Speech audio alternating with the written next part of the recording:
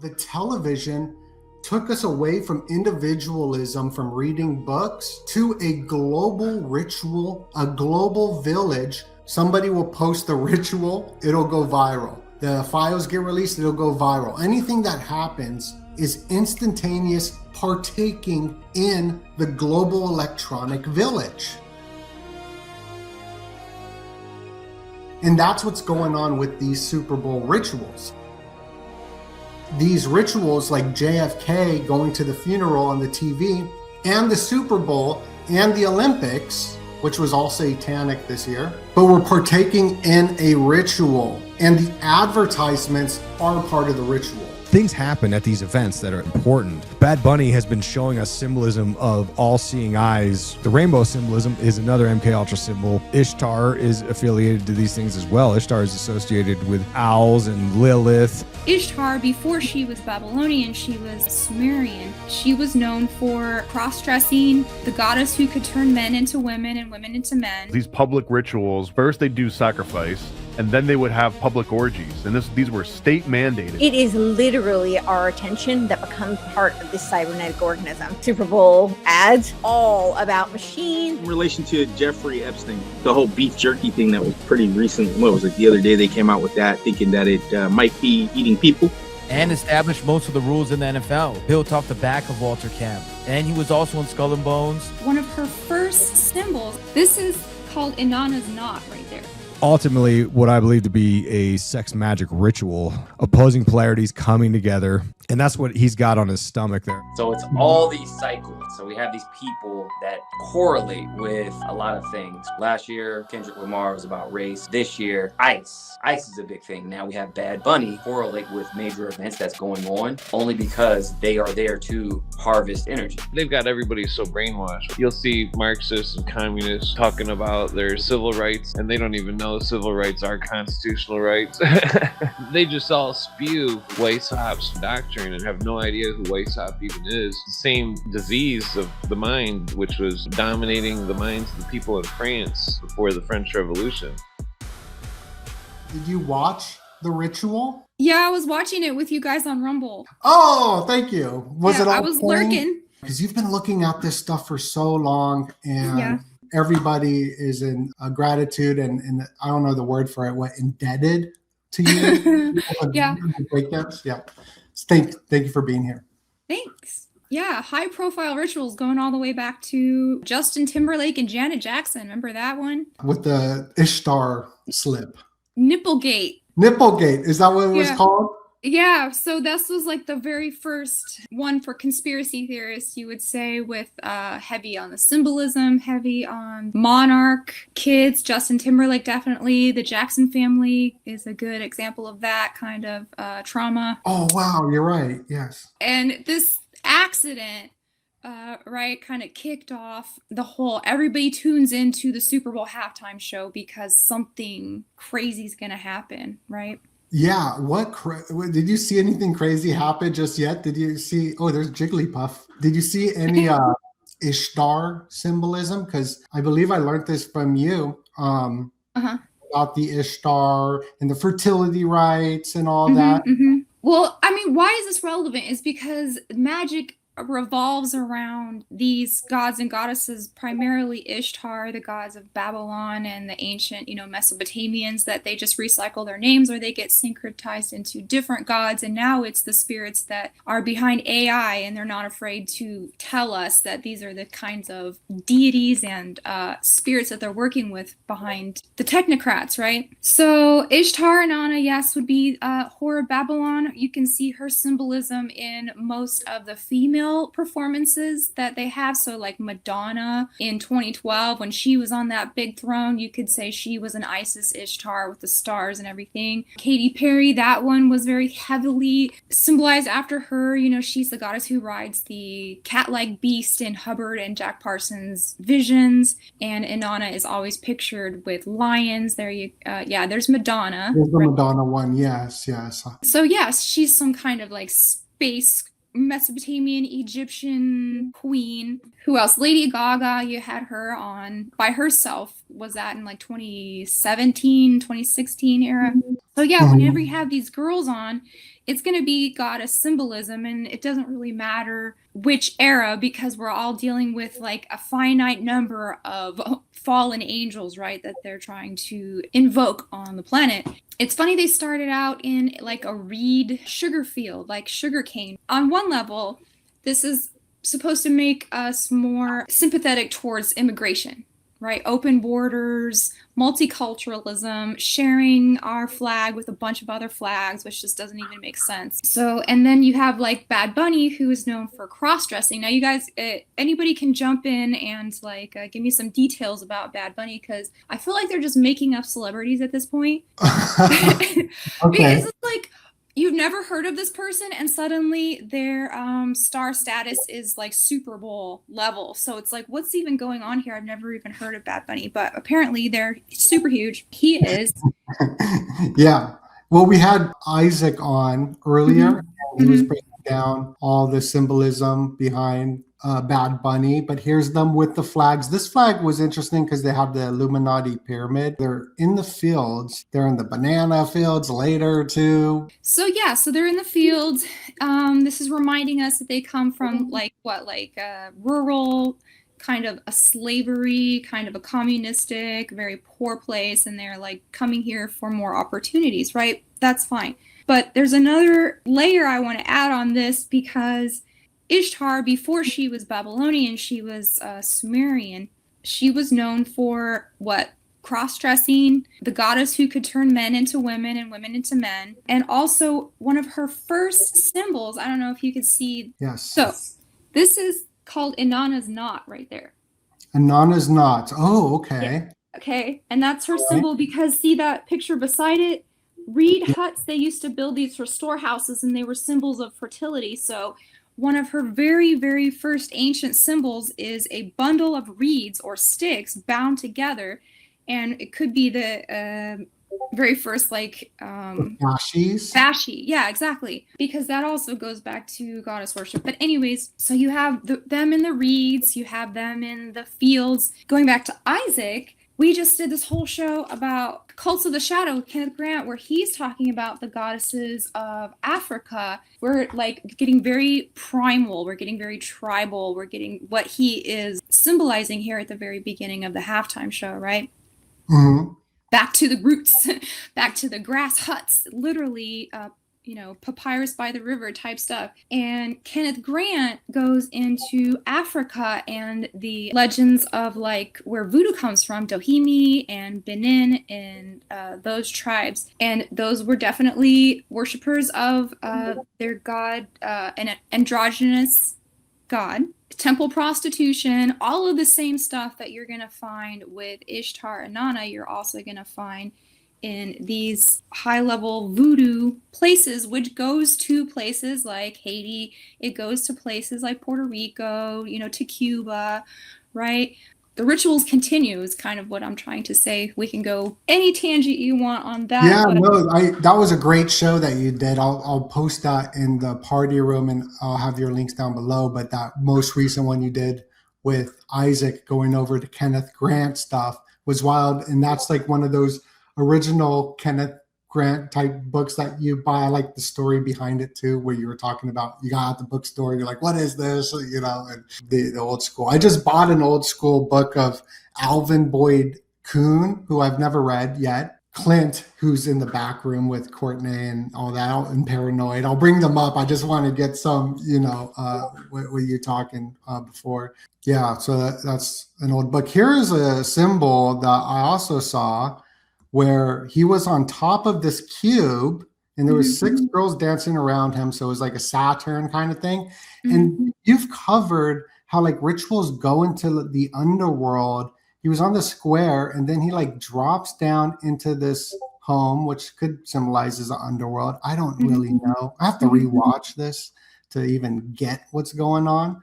That Inanna knot was crazy. And maybe he's probably Inanna for this ritual, because they kind of that's what we're finding is you can be a male or female, and the goal is to be androgynous. And Courtney and I are going to do a show on the Dalai Lama, and I listened to this breakdown of the book that we're going to be covering. That's part of their core religion too, is the practitioner of Tibetan Buddhism is supposed to use women as batteries so that he can suck their power and become androgynous and on his path toward, apotheosis or whatever. So yeah, you've got the androgyny, you've got the primal going back to grassroots, him dancing on the roof. Yeah. So yeah, there's the goddess again. So there is one of her very famous legends is Inanna goes to the underworld to visit her sister Erishka Gal, and her sister gets mad at her and kills her and sucks out all of her life. And then people have to go save her, and she comes back and she's mad because no one was sad that she's gone. But yeah, so the catabasis of the goddess is one of the very first tales in this, what Joseph Campbell will call the hero's journey, right? So going into all of these archetypes of the myth of the hero's journey, but that also goes back to the legends of the goddess too. Wow. And I wonder who her sister would have been in this ritual if that's what they were portraying. And it seems like that because they had Lady Gaga there, and then they had that guy that I just brought up who's wearing like a crop top, which they're making the guys, I don't know if you know about this, but crop tops are in now. Oh, that's Ricky Martin. Oh, that's Ricky? Isn't it? Oh my goodness, he's back. Look, he's living la vida. I'm pretty sure that was him. I didn't hear it with the sound on because I was watching it on your channel, but yeah, that looks like him. So he was huge when I was a teenager. Ricky Martin, yeah, that like goes all the way back because he was back before everybody was pushed to be androgynous. One of the first steps was like metrosexual, right? So the guys who liked to get facials, and LA guys, basically like Ryan Seacrest. So Ricky Martin would have been one of those metrosexuals, but then it turned out that he was, actually fully gay. So we're unlocking the Seacrest tonight. With Jamie Hanshaw. And then Lady Gaga was there too. Well, and she's another androgyny character. That's true. Yeah, we don't know what she is. Let me see if I can pull up the blackouts. Like it's very connected. Like the logo kind of looks like a blackout's happening. And in just a few minutes, we're going to bring Courtney on here and all that and everybody else. They were showing the power going out. Weird. Yeah, well, that's what I think this was symbolizing, was the power grid going out. That's the big conspiracy too, that the logo looks like the emergency SOS type system. And then there was a commercial about the SOS, which was a company called SOS. And then it was like flickering of lights and all these people parading. And I think it kind of just meant like revolution, like revolt. Well, also, I mean, when the lights go out, it's going to be, depending on how long before it comes back online, people are going to get very tribal and scarcity-minded, resource hoarding. So it could get very... Yeah, 3 days cannibalism. Yeah. That's in this book, 1 second after Newt Gingrich told all Congress to read it. And that's like, it seems like that's what they're showing.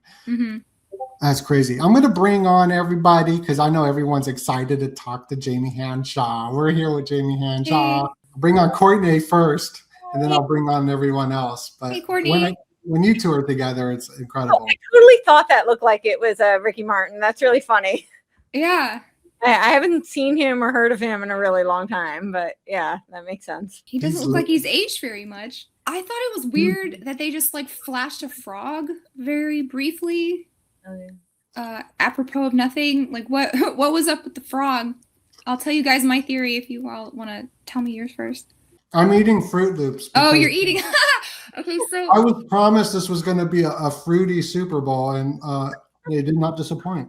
Going back to magic, okay, and primal, tribal, dawn of creation, African gods. So before the Ennead in Egypt, the 9 gods, there was the Ogdoad, which was like elemental gods, and there was like 8 snakes and 8 frogs. And this is the basis of Haitian voodoo that he talks about in this book. So frogs, while you were watching, somebody in the chat or one of you guys mentioned that frogs are like an unclean pestilence type of animal, right? Okay. So yeah, in Exodus, you've got the plague of the frogs. So there are always this type of damnation or plague. And I was working on this show that we're going to do with Hesher this week about 4chan and Pepe. So Pepe is also, if you remember in 2016, this was something they were relying heavily on to get Donald Trump elected, with the Kek magic and the meme magic. And Kek is also an Egyptian god of chaos and like amphibian elemental forces. There you go. Yeah.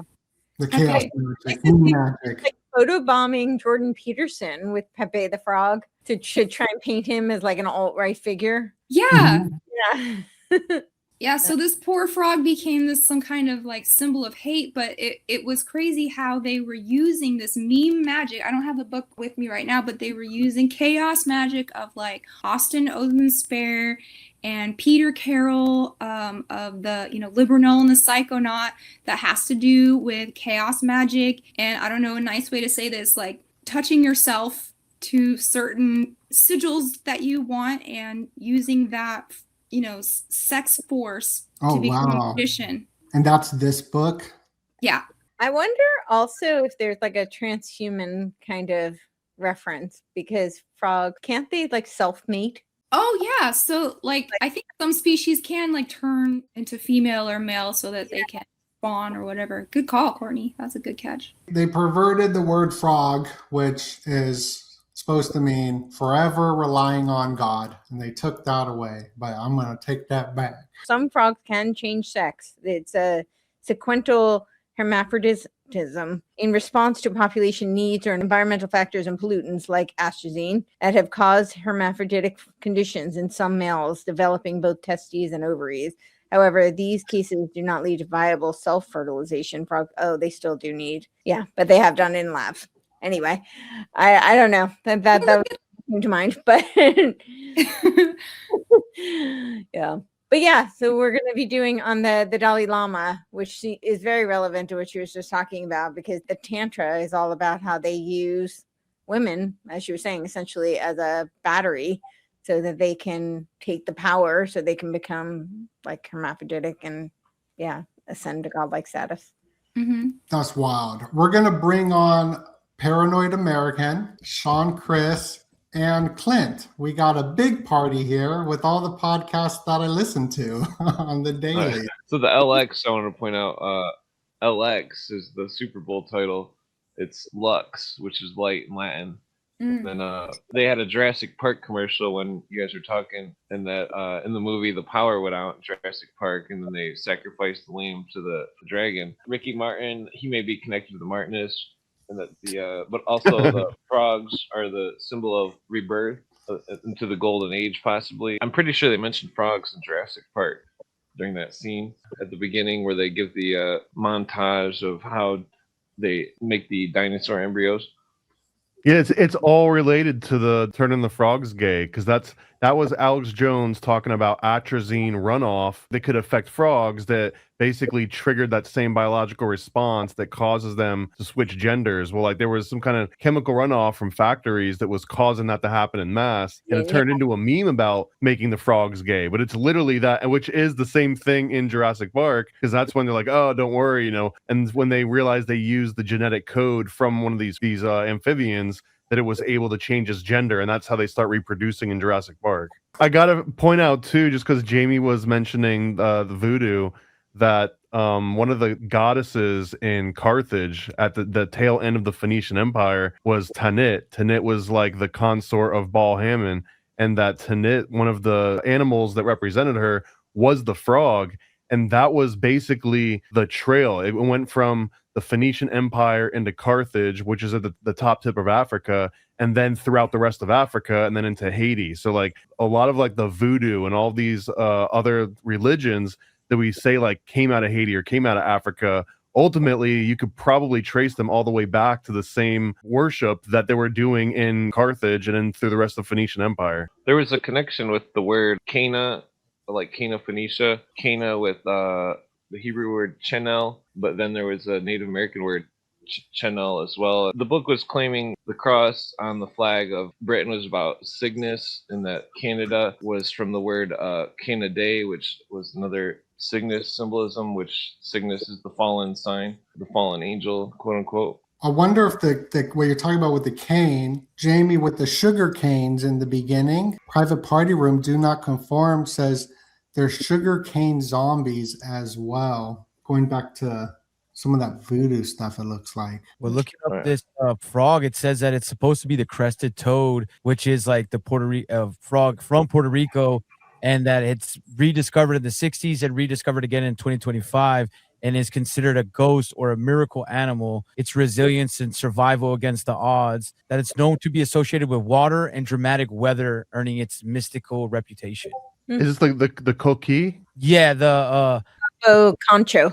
The sapo, yeah, concho, sapo concho. That's And then they were wild. showing that like, like almost like the power going out in like some kind of like lightning storm with how the lights is going out. So to represent some of the weather modification things that have been going on. Well, sugar itself is a drug. It's a refined substance. I mean, sugar started slavery, basically. I mean, they wanted sugar. They demanded sugar, so they had Spain and stuff go get slaves from Africa. And you guys know the story, but right when you're born, they give you like a small amount of sugar or something, like in a syrup. The addiction to sugar on mankind is a plague. You look at parasite videos, and they give the parasites cane sugar or sugar, and the parasites go crazy. They start multiplying like crazy. Well, what did you guys think of the wedding? Well, they had all the flags of the world after the wedding. I would assume it's the wedding of all the whole world. From the very same book, as long as we're talking about, high profile rituals, the high profilest ritual there ever was called the sacred marriage. And I'm reading from the very same book that we were talking about, Anana's Reed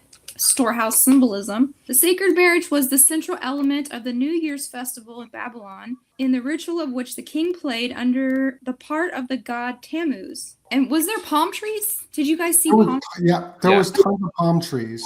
Yeah. Okay, that has to do with this too. He was known as the one great source of the date clusters. And if you look at Babylonian art, you're going to see lots of date palms, right? And so this whole New Year's ceremony in the Sumerian period had to do with basically the sexual intercourse between the incarnate god and goddess that took place in the sacred chamber of the temple known as the Egipar.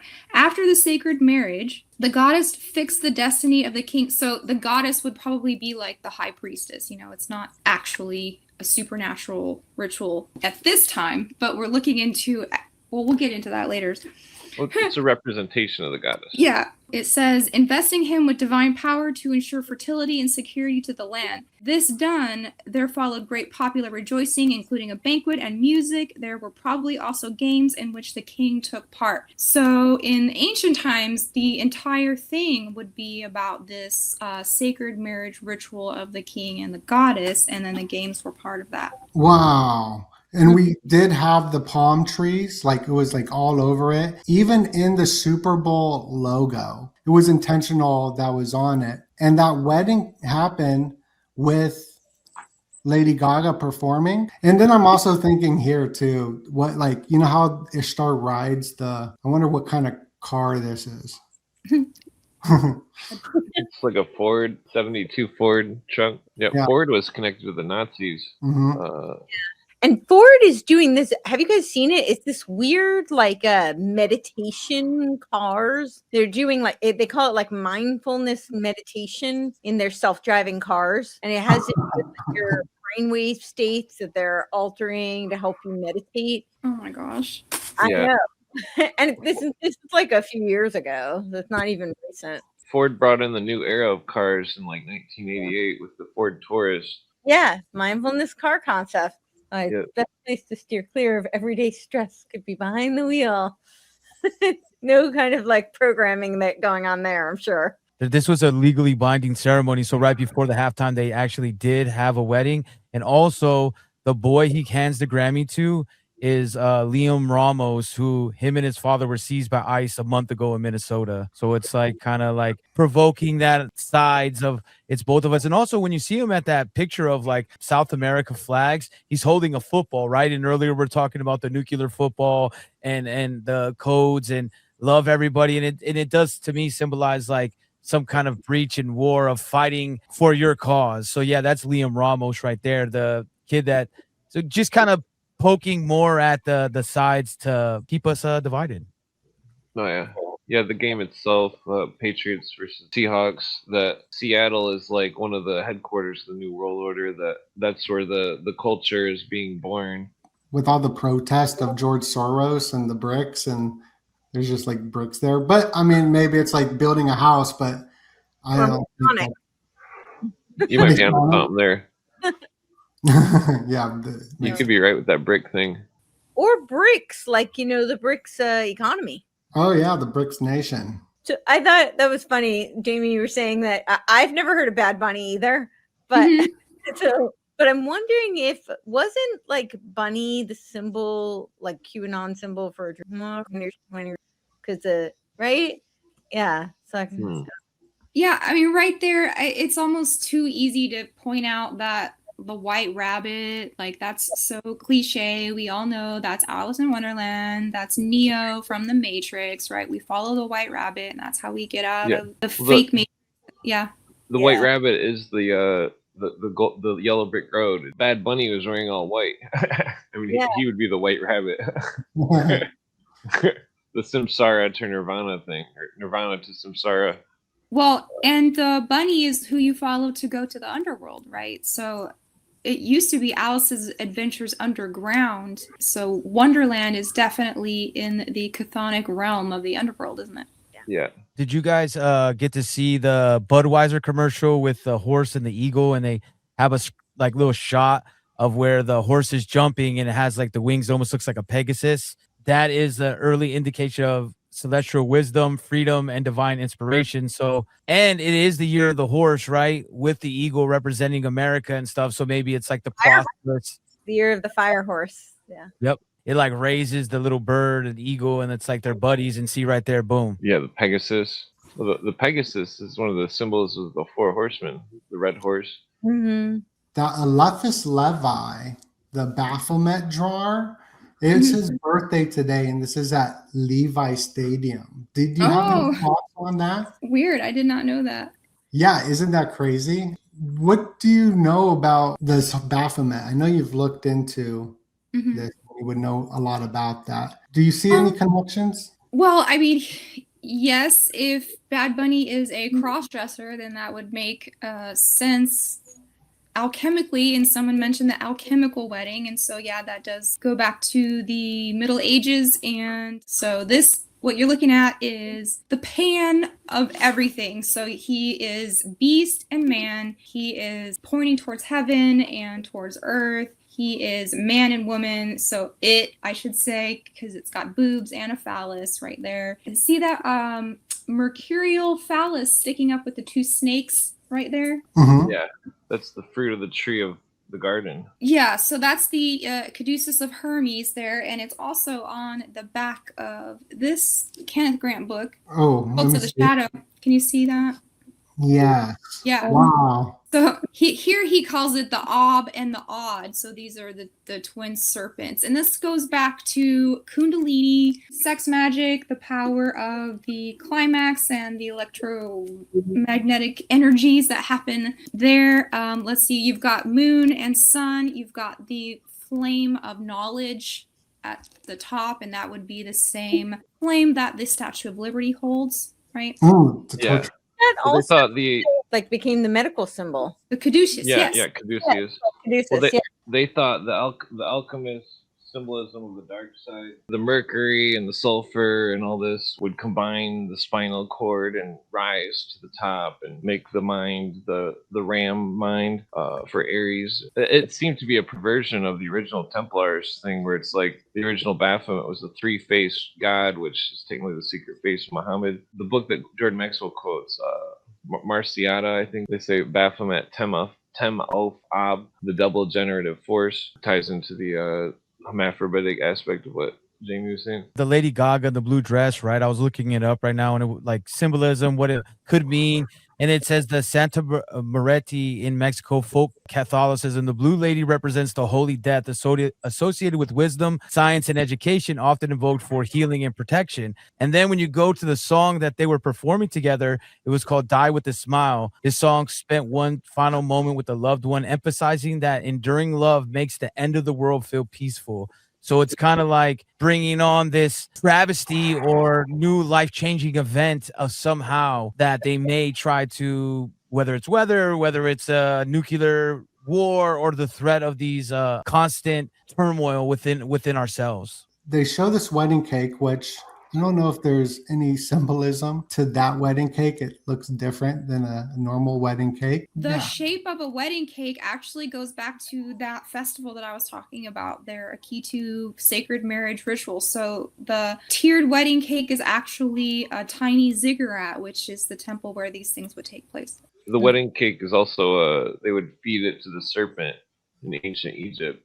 And then what happened after the wedding cake? And then he just fell backwards, and the people caught him after he fell backwards. He's falling into the sea of people. And then what happened after that? They were very happy that the white rabbit, that's when the outage thing happens after it. And he has a song called Blackout. I didn't see any symbols of Ishtar. That kind of looks like a circumpunct, but not really, because there's like two circles. It could be an Atlantis symbol, the inner circle with the three rings or whatever. The Plato Atlantis map. And then he drinks the. No, I'm just joking. Well, I mean, that is a symbol for, if you look at have you ever pulled up the chemicals symbol? It looks like a bunny. The molecular structure. Yeah. That's the word, Courtney. Thank you. Molecular structure. There's like a door poster right behind him too. Two doors opening to a Soviet crest. Oh yeah, interesting. Star. Yeah. What does it say? The symbol of Rome. Yeah, if you pull it up, I mean, it's almost like it has the two ears. Yeah, there you go. The OO, the N, and it's a CH2, and it's OH. The bunny. Yeah, it's funny. Yeah. That's literally the Bad Bunny. Bad Bunny, yeah. Bad Bunny. With Ricky Martin here, got anything on that? Banana Republic. But they did pay homage in this Super Bowl as well, because it to like that 1998 to 2001 era, because they also had Backstreet Boys, one of the commercials with T-Mobile, and it's almost like this nostalgia that they're trying to reinforce on people. Maybe that's what gets people back to the programming, right? Of like having the nostalgia things, these events that like channel our brains back to like just conformance. I was watching the TPUSA one with you guys too. And I'm going to be doing this paper from Michael Aquino. So let's connect the Satanism to TPUSA. Michael Aquino did a paper called PSYOP to Mind War, which is what we're watching tonight, PSYOP and a Mind War. And the co-author is Colonel Paul E. Valley, who also went on to become one of the founders of TPUSA. So what? What? Wait, what's the co-author's name?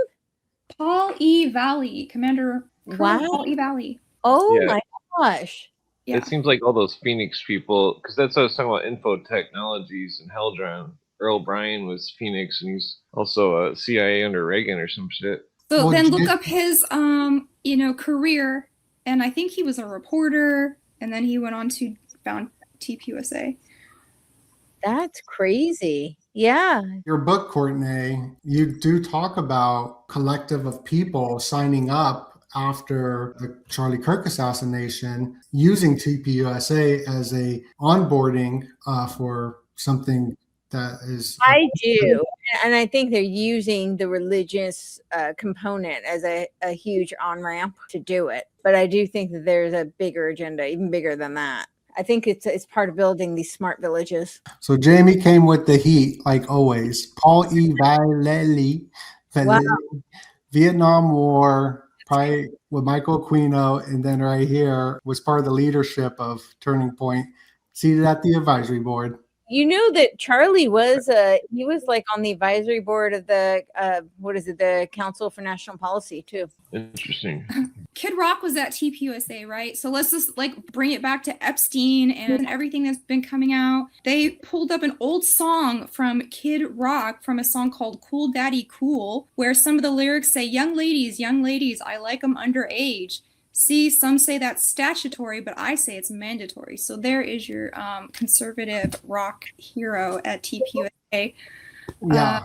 Well, he recently did this thing with Benny Johnson and RFK Jr., and they're on like a Masonic checkered floor. I don't know where they are, but they did all these photo ops, and it's like literally a black and white, like Masonic checkered floor. Well, Yeah. Benny Johnson's a fake conservative because he platformed hate not too long ago with a big old, Christian stamp that Andrew and Tristan are cool with Benny Johnson. So watch out for fake people, but everybody on this panel I love. I love Clint, Donut, Thomas, Aw. Courtney. Hey, we love you. Yeah, we love you. Thank you, Jamie. Tell everybody where to go and where to look out for. Thank you so much for hopping on the Super Bowl ritual. Yeah, it was really fun. You can go to my channel, youtube.com, Jamie Hanshaw, and also Jay Dyer, his own YouTube channel. I'm sure you guys are all familiar with that. And on Rockfin, I'm also there, and see me on Twitter. Shout out to Jay. Thank you, Jamie. Have a great night. All right, thank you guys. Have fun. Bye. The media companies, like the advertising agencies, to get people into a trance so they would purchase their product because commercials were abrupt. So the way that the commercials now are in the long rituals, the ritual has to have a tempo and a pace. It is synchronized as a ritual, and then after the big Super Bowl ritual, which is like the climax, then the next commercial I think is the most important, whatever it says. And last year it says that the internet's going out. So it was a Verizon commercial. It says something about the blackout, and I think the blackout has something big to do with this year's ritual. Books contain the information, TV gets you involved in it. This was written before social media. Man now lives in a global-sized village and is returning to the values and perceptions of a pre-literate culture. Marshall McLuhan even predicted that in the future, people were going to start grunting and not speaking clearly. And that's what's happened with emojis. They're using musicians and artists to portray the new technologies that are coming out, which is the robots. That's why I think they're going to have the robot sex for the fertility rite ritual. These are Ishtar fertility rites. They're sex magic rituals. The symbolism's all there with Katy Perry writing Ishtar and all that. Ishtar has owl feet. She's associated with the owl, and this is the superb owl. And it's connected to fertility rites. The ancients would do these fertility sex magic rituals. So the fertility rites that go down back in the ancient days to charge the orgone energy of the field so the crops grow and all that. So these are fertility rites. And it's introducing the new technology, just like we were showing here with Bad Bunny, with the Tesla bots, or at the Grammys, they're showing the quantum computers. Any technology gradually creates a totally new human environment. By Plato's time, the written word had created a new environment that had begun to detribalize man. Previously, there was memorized poems. The poets provided specific operational wisdom for all the contingencies of life. Now we're going back to the poets, or these artists, Bad Bunny, Cardi B, rapping about the aroused genitalia. Those are the poets of today. The power of the arts to anticipate future social and technological developments by a generation and more has long been recognized. The arts were a way to show people, like a radar system, of what's coming to prepare them. While the arts as radar feedback provide a dynamic and changing corporate image, their purpose may not be to enable us to change, but rather to maintain an even course toward permanent goals. So when we're seeing these celebrities perform, they are showcasing the new technologies and preparing the world for it. They're even preparing the world for the masks. Bad Bunny, before the lockdowns, he was wearing the lockdown masks. Then it happens. Or another South Korean pop band. They showed the blue screen of death right before the blue screen of death happened. So they're showing you what's going to happen before it happens in the technology. That was a nice kiss. How are you doing today? Good. How you guys doing? I'm doing great. Happy Super Bowl Sunday to you. Happy sports ball. Sir. Oh, I love this. You know, I love the sports ball. I'm a reformed man. Yes, and for people who don't know, back in the old days, when you would watch the Super Bowl rituals through your YouTube, you were watching Isaac Weishaupt's breakdowns, the Illuminati Watchers breakdowns. I mean, you probably kicked off the whole conspiracy world with these Super Bowl rituals. Yeah, and you know, I'm going to give my credit where credit's due to all the red pill daddies before me, and Freeman Fly was the guy who got me really down this track of looking for symbolism regarding the occult and ritual magic and so on. And you know, and you guys know my journey. We've done so many shows together now. My journey is basically going from Bill Cooper's Behold a Pale Horse to Bill Cooper's video lectures. Because I remember I bought a DVD. This is back in 2003. I bought a DVD set with a guy. I found one other guy who was into this crazy stuff in 2003. We were talking about Bill Cooper. I was like, holy crap, you read the book too? And he's like, yeah, man. And we went halvesies on this DVD set of lectures that he had on his website. It was like $120 at the time. And it was too outrageous. So we split it and burned copies. Then I got into David Icke, and David Icke was the guy who was really putting it all together in some of the more wild, you know, lizard people type talk. And then I started blogging in 2011. Then I found Freeman Fly, and I liked where he took things because it made a lot of sense, where he was taking this idea of the ideas of the ritual, the high profile ritual, and getting mass energy and mass attention and sort of creating their own realities out of it. And that's what really got me into it back then. You know, the rest is sort of history of me trying to understand it and write the books and doing the YouTube videos and all that stuff. So with Bad Bunny being the Super Bowl halftime show performance, this is chosen for a reason. Can you tell us what you found with the alchemical symbols tattooed on Bad Bunny? Why did they pick him? The whole transhumanism agenda that's going on, the transmutations of these secret occult orders connected with Kenneth Grant, the OTO, Aleister Crowley, and all that. Tell us, why did they choose Bad Bunny? Mm-hmm. The whole thing is part of this revelation of the method, as you know, with the Epstein files being dropped. Like, this is going to some next level of revelation. Like, for instance, there's an email from the Barclays CEO Jess Staley to Jeffrey Epstein, and he is talking to Epstein about how, and I'm going to paraphrase, I can get you the file number if you really want to like dig it into this. I put it on my recent video I did on YouTube about the Olympics opening ceremony symbolism towards the end. He says something to the effect of like, hey, Jeff, you know why America is the way it is and it's not worse like some of these other places for guys like us, these, you know, us elites? It's because Jay-Z has basically influenced all these people to be, you know, chasing cars and women and silly stuff. And he basically calls Jay-Z out for it. And Jay-Z, of course, being the guy who runs the halftime show and Rock Nation, of course, one of the biggest record labels there is. Bad Bunny, he's being chosen, and you could see it right off the rip when he started out. He started out 2016. He was 22. He gets his first record contract, and immediately he's got features with Cardi B and Drake, you know, and Carol G. She's like a big like Colombian, you know, singer. But he immediately gets all these collabs, and that right there tells you, because like usually people got to sort of put a few years in before they can get these sort of collabs going. Right, and Cardi B right now is all over the sports predictions. Will she be there? But what's interesting is that you broke down the tattoo and how it's connected to the magnum opus and the great work. I think you even broke down, because I've been watching your Bad Bunny breakdowns like for years. Yeah, for sure. Yeah, let's talk about it. And you're right, Bad Bunny was I've always been intrigued by the pop culture side of conspiracy. So I've been watching all these silly award shows and VMAs and Grammys. And it's saying I watch these things, I hate them. Like they're so long and drawn out. In fact, I remember when I watched, I think it was the Oscars, the Will Smith slap, because I had taken a break. I had gone upstairs because I was doing something. And I remember I heard it. I said, what? And I looked out from the bedroom. I looked down the stairs of the TV. I said, you got to be kidding me. And, you know, that was like a crazy moment, right? So things happen at these events that are important. Bad Bunny has been showing us symbolism of all seeing eyes, basically, at every performance ritual award show that he's done since he came out in 2017. And, you know, I've been covering every single one of them because it's blatant, right? And he shows you the third eye pineal gland, but specifically he was in a Rolling Stone article and they took photos of his tattoos, and he only started getting the tattoos around 2022. He had no tattoos.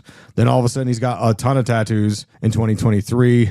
They take these photos and he's got on his stomach a handful of really interesting tattoos. And the most interesting is the alchemical rebus. And this is the idea of the perfected hermaphroditic entity. And this is in the occult understanding of the history of the world. They think that we started out as the perfected hermaphrodite, meaning we were sort of a unisex being. It gets weird. It goes back to Adam Karlam from the creation story in Kabbalah. They think that we can go back to that. Like that's the plan. This is one of the pursuits of alchemy, right? Which is like the black arts. This goes back to ancient Egypt and the Western Hermeticism that goes back to Hermes and Thoth. And like, it gets really, you could do an entire hour show on each of these things I'm mentioning. The ideas of alchemy seem to be what we find in symbolism in almost all these events. And the reason why you see all the symbols and why they're doing all this crazy stuff, the reason they do it is for a couple reasons. One is to garner energy from the viewer, and another is to complete what they call the great work. Every occultist knows about this. This is like the plan. When you look at the alchemical rebus, it's the combination of the red king and the white queen. In fact, you saw this in, I believe it was Westworld. Was that where I saw it? Oh man, all my pop culture conspiracies are blurring in my head. But yeah, it's the combination of the male and female together, which we all know as the goat with the bobs, right? We got the goat with the bobs with the alchemical messages on his forearms, the solve and coagula, which means to dissolve and then rebuild, to coagulate back together as the perfected being. Pretty much all of the occult arts are into this kind of thing. This goes back to the Rosicrucians, right? They got the alchemical wedding. Ultimately, what I believe to be a sex magic ritual is the idea of opposing polarities coming together. And that's what he's got on his stomach there. And you also notice he's got some interesting tattoos. The rainbow and the butterfly, and we kind of know what those mean, right? The butterfly symbolic of the Project Monarch, or you know, the traumatic abuse program that Kathy O'Brien asserts happened in Transformation of America,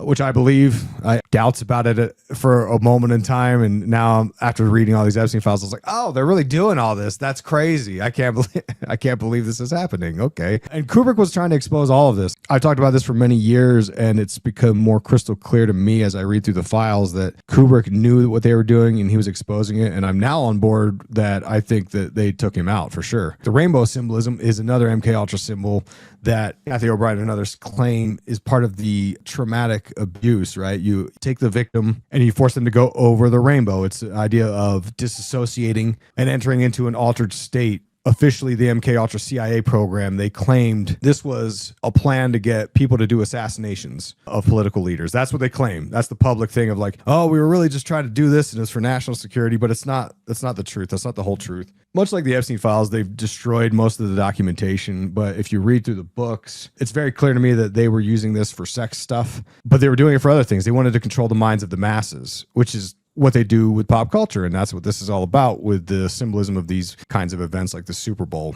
And Saturn always plays into this stuff. So Bad Bunny's got a tattoo of Saturn as well on his, I think it's on his arm. I'm not sure. I kind of want to get your thoughts on what I think is going on with the sex magic rituals. Is usually it was probably connected to Ishtar, correct? Like a fertility type rite? Yeah, that's one element of this, right? So if you want to get into like that aspect of it, there's this whole thing that occultists have about the goddess that you see oftentimes. You'll see Aleister Crowley called them the Scarlet Woman. And what he would do is he would take women as part of his ritual. With sex magic, for instance, it's not, the idea isn't to just have some like freaky sex and while that's fun. It's about taking the energy and the sort of dissociated state one finds themselves in during sex and using that energy as a sort of raw, powerful form of energy that a magician can use. Aleister Crowley was doing this. Jack Parsons was doing this in the Babylon workings, but it doesn't always require a female consort.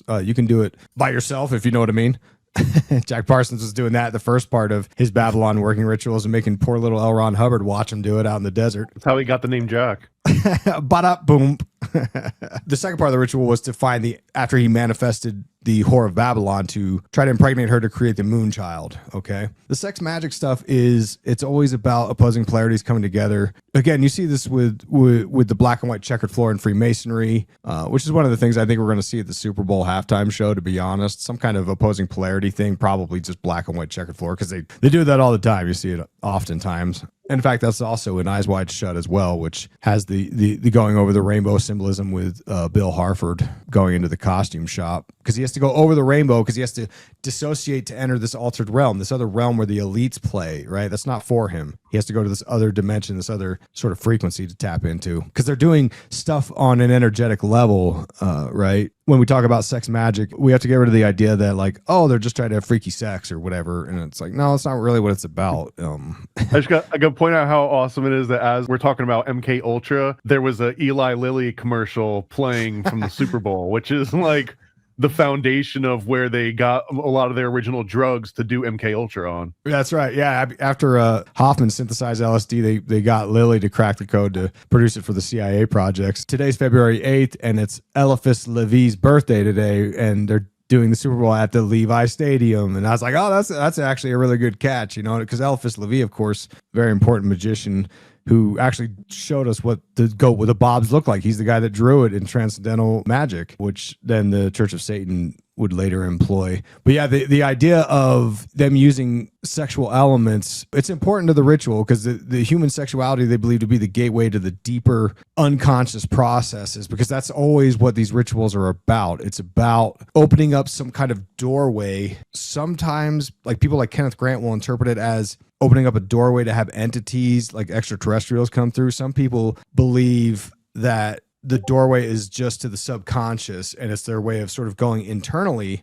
where you can then implant messages to your own subconscious and rewire your mind, like rewire the computer. The idea of, sex magic, it is the force that underlies all of these Western esoteric practices of alchemy and ritual magic and so on, right? Goes into the portals. Everything is about these portals and butthole portals, I call it the entrance. And the word Bob, like Babylon, Bob meaning the gate or the door or the entrance. I read this book called Closer Encounters by Reza Giorgiani. I actually had this nearby because I need to do a video. You know how this goes, man. It's like your mind races from one thing to the other. I've got a whole chapter on this theory about the Morgan aliens that when I wrote it, I was like, this is pretty sensational, but I got to write it down as a theory. And, because it all goes back to sacrifice and stuff like that.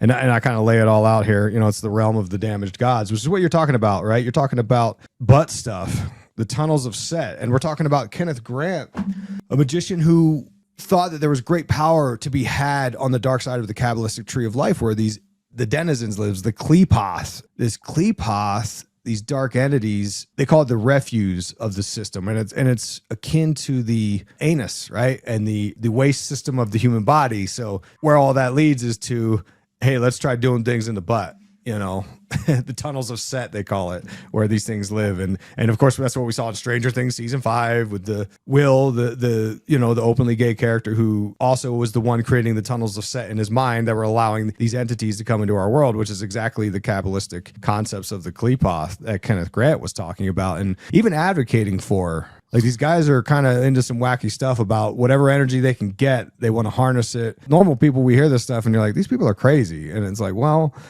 they're doing it. I don't know what to tell you. It seems a little nutty to me, but that's the main thing, is that all of those are like the Klepoth is basically like the inversion of the Tree of Life. It's a very similar concept as like the Black Mass, where they're going to basically recreate an entire mass but do everything the opposite, so that is harnessing the exact opposite energy for that, like a polar energy. Yeah, and that's important. Is this the left-hand path? Antinomianism is what they call that, and it's shattering the cultural norms and being willing and open to break free from these things. And these psychopaths, they do this crazy stuff. Like, you read about the stuff in the files and you're like, there's no way they're doing this stuff. And I'm not going to say the words because I don't know where you're going to put this. You can show. say whatever, because I'll. Oh, okay. Eating human flesh and doing other things that are really horrific that you're like, no way someone would do that. But you have to understand, these people get into the darkest paths of antinomianism, and they think that you have to understand that the left-hand pathers, they believe that they can become gods. And the way you can become God is to separate yourself from the path of the consciousness of the regular sort of God. So they find themselves proving to each other how dark they can go, how like sort of, it's like dark woke, right? How dark woke are you? And be like, hey man, I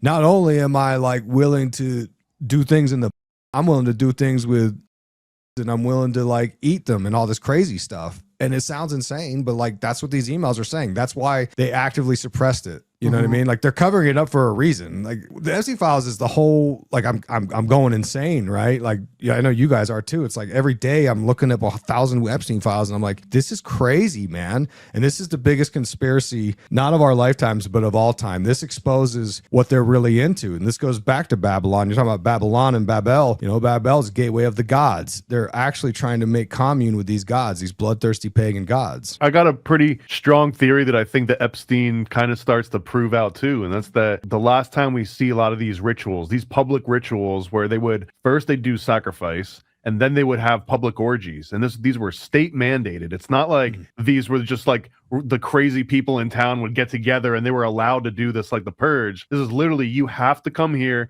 and you have to bring a sacrifice. Sometimes it's a goat, depends on what the season is, what the ritual calls for.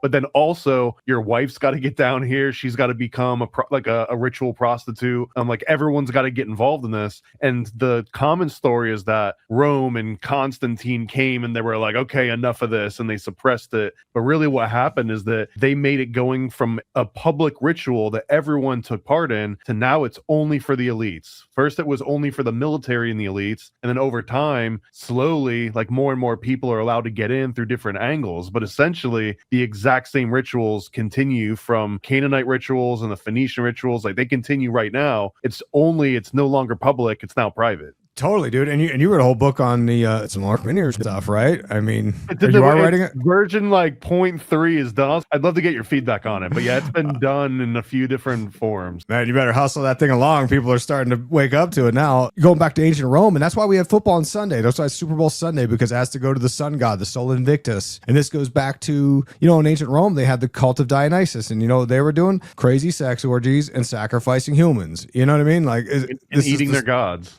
Yeah, exactly. Like, this is all stuff they used to do. Like, the Aztecs would sacrifice the top of the temple, and we've been led to believe that people have evolved past this, and I think society as a whole has. But like you're saying, there's a group of these elites that have not. They think that they're really making contact with gods and they want to give their best, and this is a way they can retain power and wealth and all those things. The topic of Babylon Gateway, these different portals, I got two questions. During the lockdowns, they covered everyone's face with a mask, and you showed how Bad Bunny was doing predictive programming with the mask symbolism before the lockdowns happened. So it was getting into the public's minds before everyone accepted it to be. And that is what happens with what Marshall McLuhan was talking about, the artists and the poets, because Bad Bunny, Cardi B, they're the poets of today, are showing us the new technologies to prepare people. It's like a priming. And they covered everybody's face during the lockdowns, but they showed everybody like the booties. Everywhere was just the booties. You cover one end of the digestive tract and you open up the other end. Have you ever read anything with Kenneth Grant, Aleister Crowley, like instead of inverting stuff where they like block something. Like the lines of chi in a body, like in yoga and stuff, there's an idea of sort of opening up the chakra points so they align and you can release the kundalini energy from the base of the spine, which is down by, down by the tunnels of Set. And then then the kundalini spirit can rise up to the head, to the brow chakra. I haven't heard anything specific about like, hey, they should close the mouth and open up the beehole. I haven't heard anything like that specifically. That's an interesting idea. I'd have to like think about that. That's curious. Think It's about almost it. like It's weird. It's out there, but Yeah. who else are we going to ask that to? I got to ask them. I love it. That's good though. The Kundalini thing, there's always inversions. One thinks the mind is God, the consciousness. The other thinks the bottom end is God. And so the desires, the Baphomet has the caduceus coming out of the sexual organ because they think that the desire of sex and money and all that, they think that's God. The other end of the spectrum is the mind is God, the consciousness, which is ridiculous.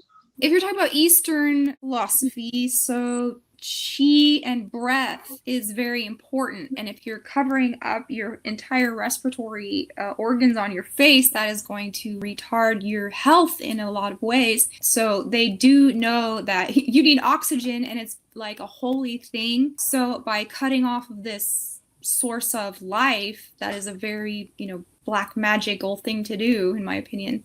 But I want to ask you some Twin Peak stuff because of what I've read in Reza Giorgiani's Closer Encounters book. He went over how Bob is like Babylon, like the gateway or the portal. But it dives deep. It's a big book. In Twin Peaks, there is this owl, and here's the owl cave in Twin Peaks, and on someone's tongue, it says, beware of the owls. And this guy, Bob, turns into an owl, and that is like a short word for Bob or, Babylon or a gateway. With the owl, the Super Bowl is the superb owl. The Illuminati has the owl of Minerva, the Minerval degrees, the owls looking like Lam or the gray aliens when you shave. This is an owl that was shaved without feathers, looking like a gray alien, sort of.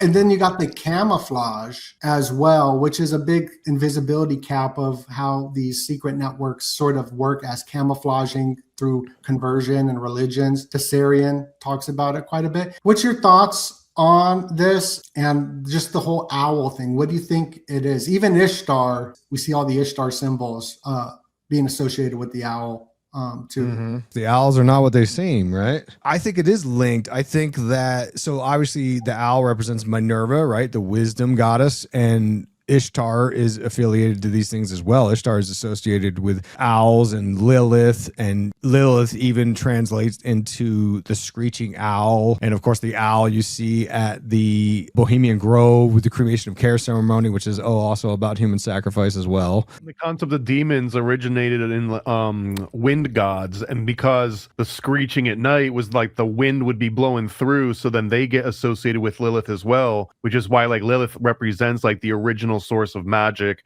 especially dark magic, and would eventually get called demons, but not at this point. David Lynch is very much, it's fascinating because the reason I'm so obsessed with Twin Peaks is because Mark Frost was researching occult literature, like that's a fact. And he puts a lot of occult ideas into the show. And then David Lynch directed most of it, like all of season 3, the big episodes in season 1 and 2. The ideas that you see there are David Lynch being able to perfectly pull ideas from the unified field and project them, which speaks to the subconscious of the masses as we watch it. It's really sort of like a ritual that we kind of keep repeating, right, as you watch it. And that's kind of what the show is all about. And I'm not going to like plot spoil anything, but you could argue that for the people that have seen all of season 3, the screeching owl of Lilith is very similar to someone else who does like a very prominent scream on the show. There's a lot of ideas about what's going on in Twin Peaks, and that's why I'm writing this book. I did the 55 episode deep dive already on my Patreon, but I'm writing a book about it. I should have it done this year. I'm hoping by summer, but who knows? With everything going on, it's crazy. Well, I appreciate you hopping on. Tell everybody where to go. Then we're going to go to the commercial. So I've got a link tree, allmylinks.com/IsaacW, 2 A's, double awesome, right? Because a lot of people misspell it. If you're new and you want to check out the show, I've got a YouTube that I just started rebuilding at Occult Symbolism, all one word. That's where I'd like you to go because I'm really trying to make this YouTube thing happen this year. So, and thanks again for having me on. I appreciate it. I'll see if I can pop back in here in a little bit. Please do. I'll have all those links down below. I'll go post them as well in the Discord party room, and feel free to hop in there. We're going to go to a commercial break. I'm going to fix the TV because it turned off, and we'll be right back. We're here with Isaac Weishaupt, Illuminati Watcher. Just buy something. Just buy something. From Paranoid American. Just buy something. Just buy something. From Paranoid American. Get some merch, buy some art. Click that link, add to cart. Say it back, need that print. Nod your head, give consent. Buy a comic, 3 or 4. Think this thought, I want more. Buy a sticker from the store. Think this thought, I want more. Just buy something. Just buy something. From Paranoid American. Just buy something. Just buy something. From Paranoid American. There's a podcaster, My Maria, who's friends with Paranoid American and Project Cheney, and she put together the story of this missing person, and this went viral. So she's the girl who put it on in the freaking New York Times, and everyone's sharing this out. So I want to give a shout out to My Maria because she's the one who put this together and found it, but she got no credit for it. But this lady is missing in Tucson, Arizona. And this is the lady's daughter, and she's a high-level news reporter. And she came out on the news and said something that's exactly in the Silence of the Lambs. Let me play that real quick. She is full of kindness and knowledge. Talk to her and you'll see. Catherine is very gentle and kind. Talk to her and you'll see. I don't know if you guys seen it earlier, but Mac Hollins, who plays for the Patriots, he showed up today in like an inmate suit, almost handcuffed, with a Hannibal Lecter mask on, and it said range 13 on the back. I just thought that was an interesting, like how you guys were talking about some of the symbolism, and maybe that is putting on this whole like Civil War thing that they're talking about and this criminality of it. Oh, wow. Interesting. And then the most recent with Hannibal Lecter's viral with the missing lady.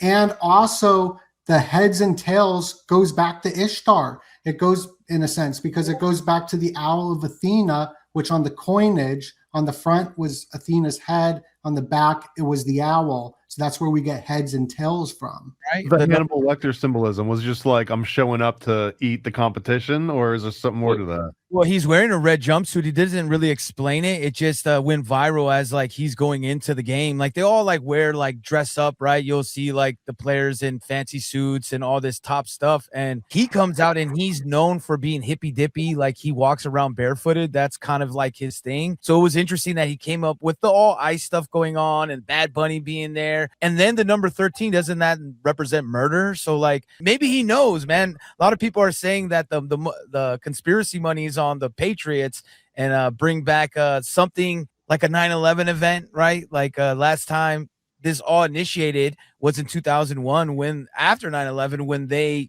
started their reign and started their championship run. So kind of interesting that they're going back to them, especially because this is a rebuild, right? They had Tom Brady, they had this team, everything's gone, and now they have a brand new Drake May, who is their new Tom Brady, second year, just like Tom Brady, taking them to the playoffs in his second year, the last person to do that since Tom Brady. So it's kind of like the correlation together. This is Pukey Pete. This is horrible home video Justin Parker, but in his real life form. Yeah, I don't normally get on camera as myself. It's not typical. Justin does all the graphics and art. He does the covers that make me look so cool. And I'm even wearing the original during the lockdowns. He made all these stickers. Oh, look at that. He created the Donut Uzi sticker, the top seller. We appreciate you. I appreciate you so Hell much. yeah. Look at this puppet I made there, Donut. Check that out. What up, Donut? What's cracking, Donut? That's sick. So how are you doing? I'm good. Recently had a little problem with YouTube. That's been resolved. I've been demonetized, but I still got my channel. That's the good news. Donut, you think there's going to be any beef jerky commercials this year? I don't know. What do you think? I think we might get a Jack Links commercial, little beef jerky related to a certain gentleman in relation to Jeffrey Epstein. So, you know, the whole beef jerky thing that was pretty recent. What was it? The other day they came out with that, thinking that it might be eating people. Look into that. Yeah, it pops up in the emails like some 60 or 70 times, something like that. Very peculiar wording. My biggest question that I have with this recent release of files is just what else is going on?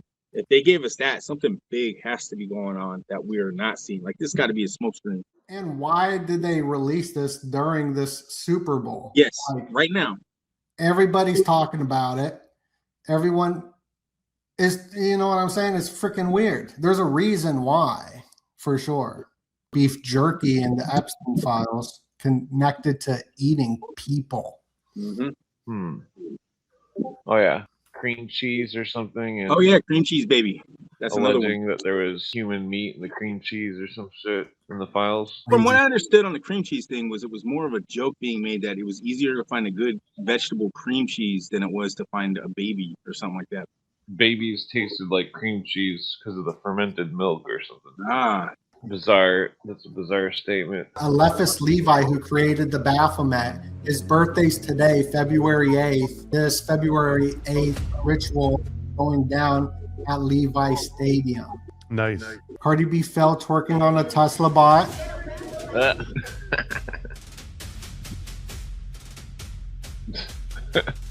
The Seahawks logo, walk, waka, walk, transformation ceremonial mask. This is some interesting imagery of where the Seahawks logo comes from. Just thinking about the Patriots versus the Native Americans, right? Yeah. So there seems to be something there.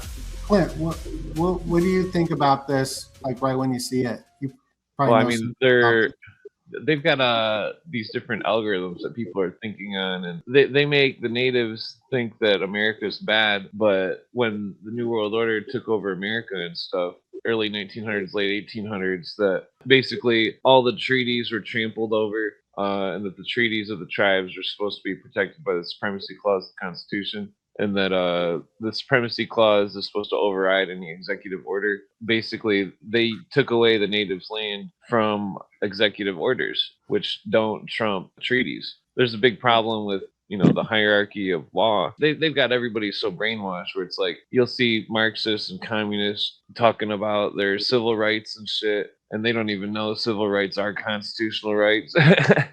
And they'll sit there and they just all spew Weishaupt's doctrine and have no idea who Weishaupt even is. That there's this huge cultural thing that's happening that everybody thinks is new, but it's like a mental disease, which is the same disease of the mind, which was, you know, dominating the minds of the people in France before the French Revolution. So the Hamatzah is a pivotal, complex ceremonial dance and secret society, people of the Pacific Northwest coast. And then you got Billie Eilish also in the news for the ICE rant that she did at the Grammys. If you saw, they rang the bell 3 times, Sean Chris. Is that a normal thing for them to ring the bell 3 times? Because the 3 gavel strikes, the 3 strikes, you're out, the first 3 steps. That's Catholic Mass too. In transubstantiation, I believe that there's the bell rings 3 times. Is that where it's coming from? That's what turns the blood into wine or wine into blood, whatever it is. 3 knocks on the door. Yeah, I've never seen them do that before. This bell is not really part of their. More looks like a college thing. Usually, you see stuff like that in college. So it's kind of interesting they focused in on that because it's not a normal thing that they focus in on normal games. So it is enhanced and placed there for a reason because you wouldn't normally see that. Now I got my Fruit Loops here because this is going to be a very fruity Super Bowl. So prepare, but we're going to counterbalance that with Kid Rock. So we're going to be very masculine as well with Kid Rock, ball with the ball. He does drink Bud Light though, so what's up with that? Yeah. There's 11 players in each team, which is 22. The field itself, it's 2 squares, and the square being circled has the same area. The players against each other, the 22 major arcana of tarot cards. It's all a very intricate system. Each sport, baseball, soccer, 11 versus 11, different symbolic numbers in the game itself. Even cricket, the length of the bat, the width, 72 stitches in the baseball. It's a very Kabbalistic game. Yeah, 72 is for God. Well, you also got Walter Camp, who's the Skull and Bones and the father of American football. And established most of the rules in the NFL, built off the back of Walter Camp. And he was also in Skull and Bones, a Freemason. Like, it kind of starts it all. You know, those Masons, if we ever get you, you crazy Masons. But they're usually involved in a lot of this stuff, especially in the early times. Paranoid had all the breakdowns of, like, all these mob ties with these NFL owners and how they were using this to maybe launder money and build their status. The NFL, this is based on Paranoia magazine articles from the mid 90s. I had like an old collection of them. And there was a really great issue of it that basically broke down the origins of the NFL was created as a money laundering, gambling enterprise. And everything was built around it that way. And if you look at it now, it's also what still provides its lifeblood. Of course, it's a big spectacle and everyone tunes in, but it's also such a big spectacle because think about how much money is on this game, how many advertisements we've already seen for gambling and putting money on this game. This was advertising for betting on it as well. Right there, yeah, right as we're making the point right there. Yeah. So aside from it being a sacrificial ritual and like it used to be this blood ritual and it reenacts battle, right? That's probably the coolest thing about the Super Bowl is that this battle that it's reenacting is that people would die on that battlefield and whoever won the battle would inherit the battlefield and that would become where they plant their crops. And usually because of the iron in the blood and all the bloodshed, that becomes incredibly fertile. So now your agricultural ritual will provide you a great place to grow crops because you've just fertilized the soil. So it's self-evident. Now it's the opposite now because think about how much money they spend on that grass, on that green, to make it just absolutely perfect. And they're not growing anything out of it. They're just putting this big spectacle on. But what happens is that people fly in and they spend money and they buy merch and they buy advertising placements. So even though it's not like a literal one-for-one agricultural ritual, it's still people sacrificing their entire lives. These people are growing up as children that are going to dedicate their lives to this game. So there's still this like sacrificial aspect to it that brings in money more so than agriculture, but money is just like the new universal concept. And shout out to NDS up in here. We got over 100 people tuning in. Make sure to smash that like button, even though it's private. But in the Rumble description down below, go join the private party room. Thank you, Max, for sharing this. This is the 322 Skull and Bones right before the stadium collapse. Tom Clancy book, right? The Sum of All Fears between Soviet Union. I think something happens, altercation with some nuclear bombs. A lot of people are connecting that with this Super Bowl to detonate a nuclear weapon at the Super Bowl like that. Okay, so that was an actual book before it was a movie? Yep. Tom Clancy. Tom Clancy, it was basically a version of like an actual CIA research program that probably happened that they just fictionalized. That's what pretty much most of these Tom Clancy novels are about. It's similar to legends about Stanley Kubrick, is that Stanley Kubrick did so much research about top secret photography about the black ops that the Air Force had been working on, that he approached the Air Force and he wanted to use some of their insider knowledge of when he was making the Dr. Strangelove movie, and they told him no. So he ends up doing all this research and he basically puts together a very accurate rendition of what they had as the top secret bomber at the time. By doing that, he impressed the intelligence agencies to now they're coming to him as a subject matter expert. And it's pretty much exactly how the Tom Clancy dynamic worked, is that he came out with Red October, and there was all these intelligence agents that were so impressed by how much accuracy he had in Red October that then they kind of start inviting him in to give talks and start, like, I think they paid him like 500 grand to come and be like a guest of honor at some CIA functions. So he kind of, by just knowing how good and how well the operation worked, they kind of make him like an honorary member. I guess in the occult version of that, it's almost like when Manly Palmer Hall, he kind of got like an honorary Masonic degree, I believe. When you get to like 33rd, that's when they give you this honorary degree. So it's like a very similar concept to that. Oh, interesting. And here's some symbolism of the ritual that's going down. We see the Levi Stadium. We already broke that down, but the Green Day, you see how it's the pink and blue? That's the symbol of the trophy that's going on. And we all know what the pink and blue is. It goes into transhumanism. What up? What up? All right. I'm switching rooms. It's great to see you. You sound great. You look great. Thank you. Thank you. I had some technical difficulties. Oh, man, I was supposed to sign in. Oh, no. No. Like this video for Maverick. Every year we got, the Super Bowl. You guys know it's one big energy harvesting ritual. Because every year it's something, right? If you notice, every year we have, well, actually right before we have the Grammys, and then right after, a week later, we have the Super Bowl. And I always find it interesting. We always have like some big celebrity dying right before these big events. So if you guys noticed, the lady from Home Alone, she just died. And then the year before that, it was the guy who actually played in The Mandalorian, and he was a former Raider. And, the Super Bowl was in the Raiders Stadium. So all these things, I noticed that these big events always have this same kind of thing. Past couple of years, they were doing the same thing.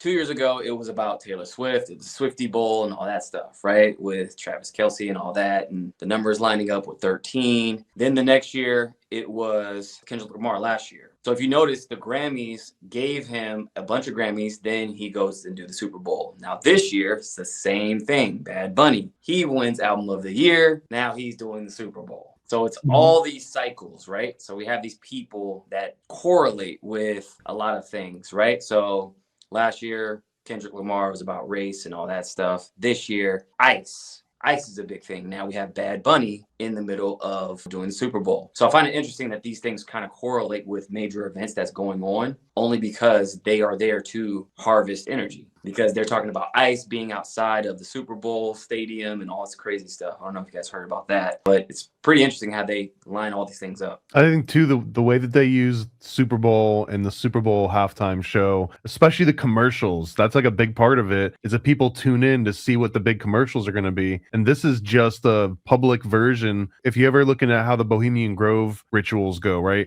Aside from the cremation of care, another main reason people go there for these things called lakeside talks. And the lakeside talk is when they have industry, like world-renowned professionals come and give everyone like the inside scoop, like here's what's going to be happen over the next 3 years. That's how like the Simpsons knows what's going to happen and they can write it into the script. This is how like people can make investments. They know where to move their money around, where to move their resources because of things they hear at these lakeside talks. And I think that Super Bowl and halftime show, it's kind of like the bumpkin, normal working man's version of lakeside talks. It's like, here's what's coming for the next 3 years. So like, get ready. Here's the commercials, here's the products, here's the services, and then here's the social consciousness. Here's like the social issues that you need to be concerned about. And they kind of like solidify. It's like, hey, Bad Bunny's singing about it, wearing a dress in the middle of the Super Bowl. Of course you need to care about ICE now. Right, exactly. Great point. And that's what I mean. So it's these things that kind of correlate. Being that most people in America really don't speak Spanish. There's a lot of Spanish speakers, but for the most part, for the Super Bowl to pick him, he doesn't do any English speaking albums or whatsoever. And it's kind of odd that he wins Album of the Year. So I just find it odd. So they place these people to, piss people off and energy harvest and to distract. And another funny thing is too, the Epstein files, they're tying that into the Super Bowl because they have a bunch of survivors who have a commercial spot during the Super Bowl. And they're saying that all these files are supposed to come out because 3.5 million files were released. But now they're saying there's another 3 million files to be released that's supposed to be more salacious, more completely unredacted. So they say. But I find that's funny, too, that's going to be in the Super Bowl, too. There's an Epstein file commercial in the Super Bowl. Yeah. There is coming up. That's wild. It's like in the ethos in everybody's mind. And you've been looking into these files. What are some of the strangest stuff that you found right now? Oh man, what isn't in the files, or who isn't in the files is the question. Did you find anything on like? I'm not in the files. Did you find anything? Are you sure? Did you find anything on the blackouts at all? Blackouts. I'm still digging through them. I did find something with Bill Gates and Epstein that was pretty interesting that had to do with they were planning a pandemic. There's emails in the file showing that Bill Gates was in tandem working with Epstein, that they were planning a strain simulation, right? And this is 2017. Now, 201 Donut. So a couple of years later, they have bones, yeah. Yeah, so 201, Event 201, a couple years later, they have that's funded by Bill Gates, which was the simulation. Yes. So that's in the file. So I thought that was very interesting. There's so much, and it all ties into everything we've been talking about for the past couple of years, because it seems like it was a conspiracy theory. Now these files are out. It's like, oh, Joe Biden did die in 2019. Like, that's in the files. I'm just going by the files, you guys.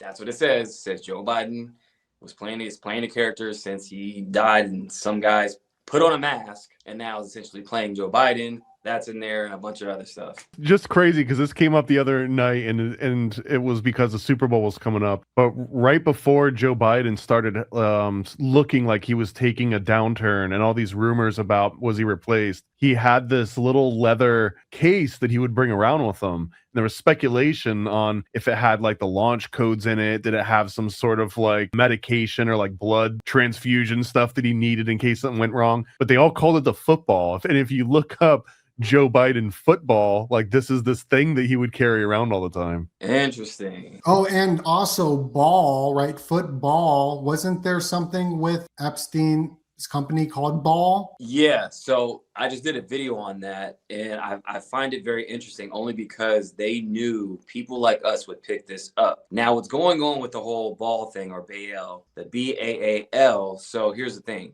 They said that's a misprint. So they're saying that that's a duplicate of a bank statement, right? Because I found the actual bank statement, which is also in the files, verbatim, which is the same bank statement. It has the same invoice number, has the same transfer amount for $11,438. But the one that says Ball or Baal, I think they did that on purpose, because if you type it in, you go into justice.gov/Epstein, you type it in, BAAL, that document comes up. Which is weird, though, is because there's two of the same statements, one that's a misprint, one that is correct. So I think they did that on purpose, and I think that they are giving us false flag breadcrumbs to create reasonable doubt. This is why nobody has been arrested, indicted, no convictions, nothing yet, right? We have all this stuff coming out, and if we have any shred of doubt, whether the files are tampered with or anything going on with the files, that gives way to reasonable doubt, and nobody can really be convicted, because at that point, everything has to be in question. So I think they're kind of gaslighting us with the whole Ball thing, but then there's half-truths and mixed in with false files. I think that two things are true. And then the interesting thing about the Ball, how Moloch looks. Isn't Moloch Ball, kind of? Moloch is the ritual of sacrifice, or Molch, and then it became so closely associated with Baal or Baal that Moloch and Baal started to become synonymous. But technically, Moloch is the practice of sacrifice, and then Baal is this two-horned god. Ball or Moloch here, it's the freaking football thing, the stand post, or like the symbol that they do during football, or down beneath here is like the soccer goal, and that's where you kick and I guess that makes it the net on the chest. It's like a basketball net. Baal or Ball, it translates to Lord or owner. So that's the fertility god of like storms and whatnot during the Canaanite times. And then later on, it's synonymous with sacrifice. sacrifice, so on and so forth. Whenever you had like a little town, whatever that town was ruled by, that was their ball. Like, so there was a bunch of different balls. Like the agriculture one, the two-horned one that eventually became synonymous with just Baal, it was Baal Hammon. But then there was also Baal Zephyr, and Baal Zephyr was the storm god, the wind god. That actually ends up becoming Zeus. So you can actually trace like all these different balls, but then eventually the main ball, I think that wins out is Baal Hammon, and that's the one that biblically ends up becoming Baal. Right. Yeah. So what's interesting about Zeus, that's actually the devil. So if you look into Pergamon Press, Ghislaine Maxwell's father had a company called Pergamon Press, which after 1946, he took over the entire scholastic textbook, making, like, he was the guy to pretty much give us our current history, which is crazy. And all of our book fairs in school, man, the ones that everyone got excited over, right? That was the scholastic book fair. Yes. So Ghislaine Maxwell's father, Robert Maxwell, Pergamon Press. Now, if you look into the word Pergamon, it's actually one of the 7 churches mentioned in the Bible to where Jesus says that's the throne of Satan. So Pergamon was an altar or a temple of such where Zeus was synonymous with Pergamon and, the hill of Pergamon, which was actually the temple of Zeus, and Zeus was the devil. So it's crazy that he named his company this just like by chance, right? Just like everything that comes out of Oxford. Yeah, Oxford, they got the Rhodes Scholarships. Courtney! Hey, how are you? I'm doing great. How are you? Doing well. Thanks for having me. I'm so happy that you're here. I got your book that I keep reading over and over again. Yeah. Congratulations again. Oh, there you go. There you go. Got those links down below. But when I'm looking at these rituals of the halftime show, I've been inspired by your information and seeing how they're doing some sort of connection to the 2040 agenda, this noosphere, singularity, man merging with machine. We'll start with the article because my thought was I feel like that's where everything is going. So the article was really about this. It's known as the 666 patent. Yes, there are zeros in between. But this was a Microsoft patent, and it happened to come out in 2020. And of course, all the conspiracy theorists went nuts, and they were all called crazy, kooky conspiracy theorists at the time. But it happened to come out right around the same time that Canada put out this document. Now, they're certainly not the first to talk about biodigital convergence, but they put out a document actually titled Biodigital Convergence right around the time this patent came out and, went through what that entails. So my theory has really been and I think the Super Bowl really kind of is a great example of this. I think we are already in, but we're really moving into where the attention economy becomes part of this cybernetic organism. And I think that this patent is the linchpin. So it's what I keep talking about I did an article maybe a week or two before this on the tokenization of everything. And it's chapter 3 actually in our book. But I feel like the reason I wrote the article was because I wanted to make it, for me, it was a very uncharacteristically short article, but I wanted to make it really accessible. I think we really tried that with the book. I mean, if you see, this is actually a pretty short book with a lot of references, so it's even shorter than it looks. But yeah, so chapter 3 is all about this regulatory infrastructure that Trump is, helping to execute. I think that this is where it's going. It's really all about setting this regulatory infrastructure for cryptocurrency that migrates towards tokenization, not just of the economy, but really of everything. And if you see that patent, it's about cryptocurrency and body activity data. So it's really there's actually at Purdue University, there's a department of the Internet of Bodies. They have courses on this and a whole curriculum. And in the curriculum manual, it says your body becomes a smart home, smart in capital. Yeah, cryptocurrency system using body activity data. And so the analogy I was using for the Super Bowl is that we're already in this attention economy, but you've talked a little bit about the rituals and like the loosh, right? They're harvesting your energy. And I think there's a huge component to that. However, I think that is in some ways is actually just a operational preparation of the environment, or predictive programming, if you prefer, to usher us into where it is literally our attention that becomes part of this cybernetic organism. So our involuntary autonomic responses, our physiology becomes the credential, the proof of work in a tokenized system. I put the word unconsciously like a million times just to try and drill it into people's heads. Like it's literally like how many times you blink, like which ways you look. But I actually had a chance to look through some of these Super Bowl ads because it's like all about machines. There's, the one for Svedka Vodka, like dance your bots off. Yeah, dance your bots off. Yeah. Yes, and it's weird. Like the drink comes out of their throat and it's red. So I guess it's cranberry or whatever, but it looks like blood. It looks just like blood. Yeah, and I'll show that on the edit. And that chapter is great. Chapter 3, where you're going over the tokenization of all real world assets, but also we are the asset in a sense with our attention, this attention economy. Have you ever read Marshall McLuhan's work at all? I have, and I know there are people who are huge proponents, and not to say that he didn't have some quite prescient insights, but I think it's kind of like Orwell. These people weren't warning; they were insiders,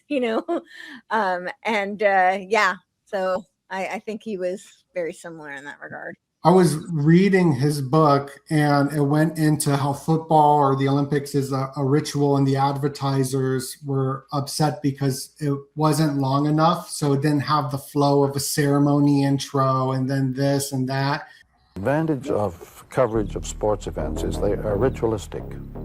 The group gathered there is participating in a ritual. And so when I'm looking at the Super Bowl, the advertisements being paced up for melodic, ritualistic purpose, like everything is all connected to that. And I think that this Super Bowl, it started off with robots, not just that one robot, but we saw Cardi B, who was just in Saudi Arabia. She was dancing with a robot for the Super Bowl, and then it like fell on her.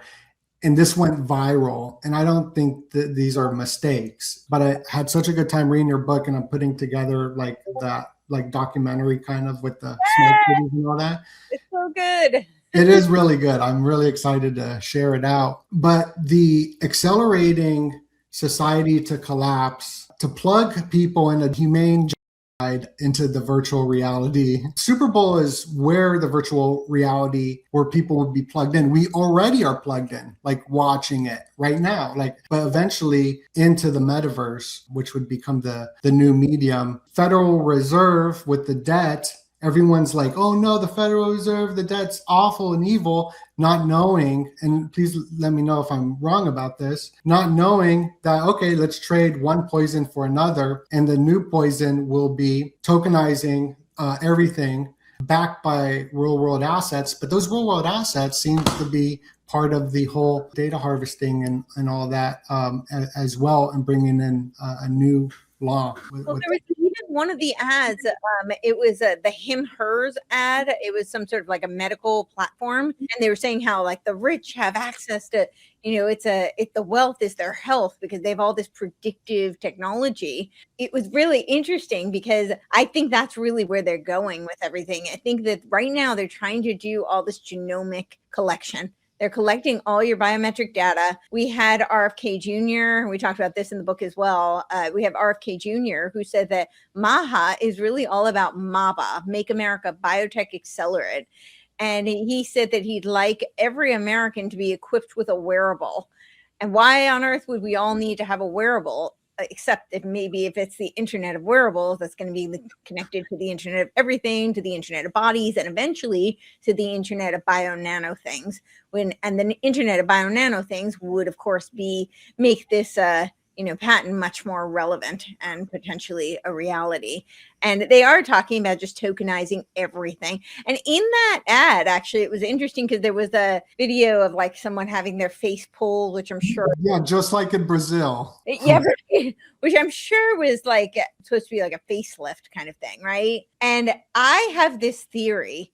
They had an ad for Wegovy, which is like Ozempic also. And that both of those there's going to be, so there's Botox and then there's Ozempic. And I've done a lot of talking about this. There's lawsuits coming out like crazy on both of them now. Now, Botox, has been normalized for longer. I think like the publicity around Ozempic or Wegovy, those drugs is more new. However, the lawsuits are insane. The adverse reactions are insane. And I really think with the Botox that what's going on is they're programming people more so than even the plastic surgery. Although I think the plastic surgery, if you think about the history of plastic surgery, a lot of it came out of the trans movement. It was targeted to, right? And that is all about transhumanism, really, ultimately. And if you look at Botox, it freezes people's faces. And in some ways, it makes them very inhuman because they almost look like AI. No emoting, you're right. Exactly. And there's actually some studies that show that it mimics psychopathic behavior because part of empathy is actually is that neuromuscular coordination to be able to reflect, what you're feeling for the other person. And when that signaling gets cut off, people start to mimic psychopathic behavior. And not only that, the children of parents who use it have stunted and impaired psychological development. But what I really think it is, and I know this is probably not a popular opinion, but I think it's conditioning people for the humanoid robots. Because right now they're creating humanoid robots specifically tailored for the hospitality industry and for the therapeutic industry. So that they seem but can you imagine having a therapist who can't emote? Right? Robots don't have facial expressions. They don't show empathy on their face. They don't show sadness on their face. It's all very sterile. And I think that's a lot of where it's going. And I thought that was interesting that even in this ad, it shows that. It lowers the bar of expectations. So if normal people all of a sudden have like a lowered ability to emote, then that means whatever the cybernetic version of that doesn't have to emote to the same level. And then at some point, it could even exceed what the expectation is. And then it becomes more realistic than an actual person would be. Absolutely. Yeah, I think it is a conditioning mechanism. I think that's exactly what's going on. The Jeffrey files, I was looking it up. There's a lot of humanoid talking about this token economy. Elon, I want to get your thoughts on Elon tweeting out how Steve Bannon is connected to the tokenized economy with the World of Warcraft. I guess Bill Gates was removed from playing World of Warcraft. Elon saying Bannon was laundering money for evil people and just showing the World of Warcraft stuff. But that kind of goes into like the digital gold kind of. Yeah, so I actually had it in my Epstein transhumanist conspiracy article back in August that I launched. And I have this line right here. This Epstein tie extends to Pierce's collaborations with Steve Bannon, Pierce being Brock Pierce. Of course, Brock Pierce had that company, the digital internet gaming company that Bannon ended up being the CEO of. So who employed him at his company, Internet Gaming Entertainment, in the mid-2000s, focused on virtual gold farming in World of Warcraft, with Bannon eventually replacing him as CEO. Bannon later assisted Pierce's 2022 independent U.S. Senate bid and has been involved in crypto projects alongside him. Pierce's independent political ambitions, including his 2020 presidential run, align with broader movements like the United Independents, which he actually spearheaded along with Christopher Life. Bannon has been involved with the very early crypto stuff. So, yeah. Bannon was also Epstein's media advisor. Right. Yeah. So got all these pictures with them. So it's very convenient that they've now leaked 2 hours of what was supposed to be a 15-hour documentary that Bannon was doing with Epstein. And I watched it. And interestingly enough, that kind of focal point was all on Santa Fe Institute. And I'm like, I call that one. Yeah, you talked about. I definitely get to say I call that one Santa Fe Institute because complexity science is the epicenter. And they said exactly what my theory was. My theory was that they were using it to manufacture the future economy, which I think is this tokenized economy. Is that where Zorro Ranch is located? It's close. It's not, I mean, it's also in Santa Fe, but it's not like, in the same place. It's also worth noting, and I put it in this recent article on the patent. Ghislaine Maxwell was on the board of Santa Fe. Robert Maxwell was one of the first donors to the Santa Fe Institute. So, I mean, there was a huge investment in this. Yeah, I mean, there's so much more I could say. The Epstein files are kind of crazy and have corroborated a lot of my suspicions. I mean, I barely scratched the surface. There's millions, to go through, but yeah. So I tried to put in this proof of persona some of the cultural references so that people could see how we're being groomed for this currently. And of course, I put the Black Mirror episode that I talk about all the time with people on their bikes powering the grid. Black Mirror does all these attention economy episodes, so that's very relatable. But I also brought up Netflix House, which is like the immersive experiences. And I think that's kind of, again, priming people for this attention economy where they can be monitored and eventually they'll be either rewarded or penalized based on their autonomic responses. So crazy. So I think that the ritual that goes down with the Super Bowl at the halftime show, I'm doing a prediction that it's going to be connected to mating with robots. It's like a fertility ritual. It sounds strange, but we brought Isaac on to explain it all, and we'll bring Jamie on later to be like, yo, this is like what's going on. And I think that it's been moving. During the last one with Kendrick Lamar, it's about the DNA and the loyalty and the genes. Sydney Sweeney jeans, and then he's wearing jeans. Like jeans were everywhere. And I think it's like a phonetic priming, just getting this genetic like code because that's the 2040. Well, yeah, I mean, even that ad, it was all about precision medicine. What is precision medicine about? It's about collecting your genomic data. And I think that's really what they're trying to build an infrastructure for, where they can use the genomic data to make predictions. That's what Project Stargate is, right? Remember Trump, the first day he comes in, he has this big announcement about Project Stargate. And I think he first motioned to Sam Altman, who muttered something I honestly don't even remember. It wasn't very memorable because he's not a doctor and doesn't have a whole lot of medical expertise and really couldn't even fake his way through it. But don't you worry, Larry Ellison came to save the day because he had all the answers. I don't recall him having an MD either, but he did seem to have all the answers. And what was the answer? It was about precision AI medicine and how they were going to be able to do all this predictive screening based on your genomic data. Well, what do they need to collect that data first? I think that's how that goes. And then if they collect that data, imagine how that could be utilized in this tokenized society where you are, literally put into Brave New World, into a caste system based on your genomic data. And it's all about gathering the data. So Doge, it seems nice on surface, but really it's a collection data and a rebranding of Rage. Hire all government employees, yeah. Fire all government employees. So what do you see happening? The agenda's for 2040, where they're going to merge man with machine. The singularity? The singularity. Yeah. I do want to make one mention. I haven't been able to see it, but I know Turning Point is doing their thing tonight too. And I think that's going to be like a dialectic. I don't think that's right.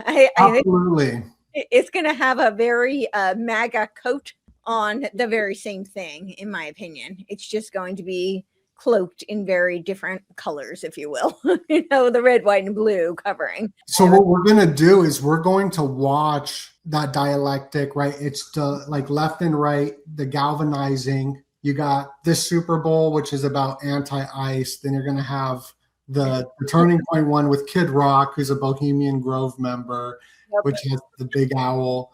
TBN also putting it on. A bunch of different companies are putting it on, but the TBN is interesting symbolically because they got like the British Empire is their logo. Well, to answer your question, where do I think? So 2045 is we're in 2040. The singularity is nearer, as Ray Kurzweil says, and I think we're going to see a lot of shifts way earlier. I really think that we're going to have glimpses. And we have the movies, like talk about predictive programming. It's insane.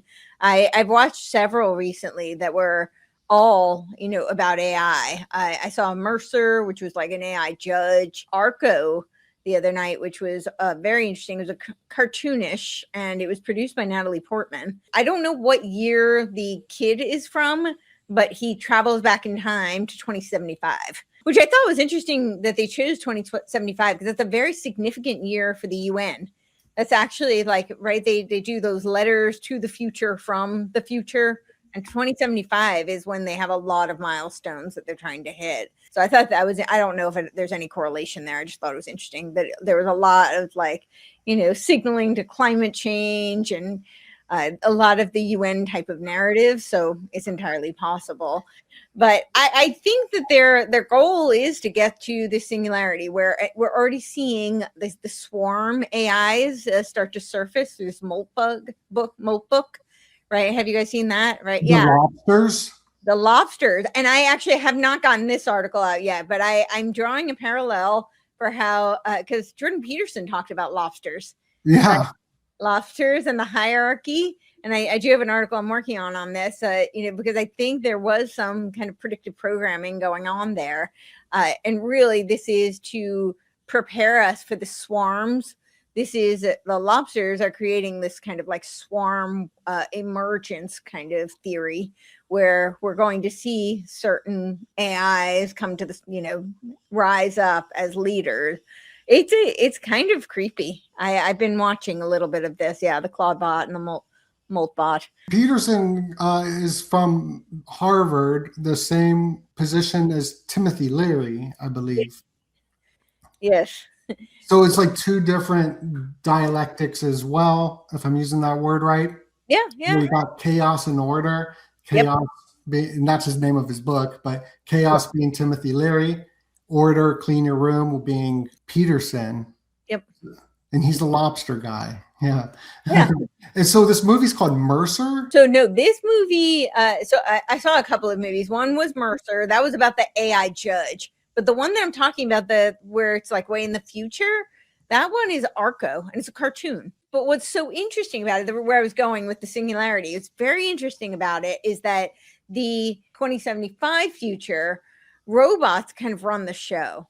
Like, yeah, this is Arco. The rainbows, it's a lot of symbolism. The semiotics are pretty intense. Robots kind of control everything. Like the little girl is basically raised by a robot. And then in the future, beyond that, again, they don't say what year it is, but the boy who travels back in time, it's all humans again, but the humans are superhuman. So they have, I don't want to ruin it for people, but they have powers, and so you have to wonder, like, what happened to the robots? How come they're not there anymore? And how did the humans become like, they're almost like interdimensional? They travel through time. I don't think that's giving too much away, but they travel through time. And so it's and they have free energy. That's a big concept in the future. But I think it's interesting because when you hear the concepts of like the fourth industrial revolution, which we're supposed to be in right now, and we're moving into the fifth industrial revolution, the big wig experts, quote unquote experts, argue back and forth whether we're already in the fifth industrial revolution or we're transitioning into it. They use these words like the fourth industrial revolution is very machine centric, and it's all about creating these the digital twins and the agents, which is of course machine focused and robotics focused. But then they say the fifth industrial revolution is going to be human centered. And of course, that's just code for we're training it, and we're humans become. Yeah, that's what it's code for. But I think it's interesting the way they played on that with the movie, because they're trying to now say like it's the robots and then it's all humans again. And so with this singularity, I don't think is actually going to happen, this singularity. But I think right now, and that the Molt book is a good example of this, they're really trying to build this. What they give is the illusion of decentralization.